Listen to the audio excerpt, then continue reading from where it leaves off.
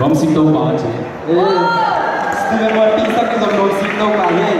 Vì đã biết vì đã không nghĩ là tôi muốn sẽ đi nè. Đúng không? Còn cái tay sẽ dẻo lệ. Okay. Before I sing, I want to explain the song about. The song is, Lord, in this world, whatever is come in my life, the difficulties and the temptation, but if you are with me, everything is possible for me. This way, I speak to you. Thank you, Lord. Thank you very much. The song title is Thank You Very Much, Lord.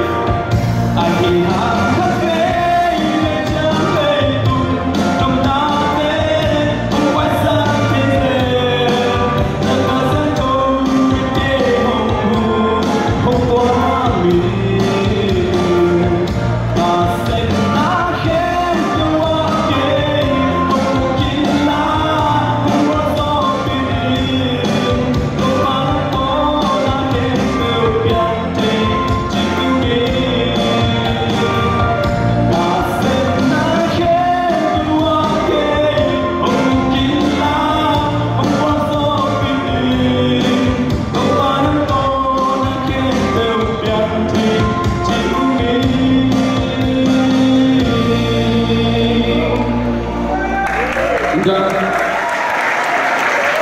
Xem tên món kẹp của anh. Ra làm nha lên. Và nó bền như thế này.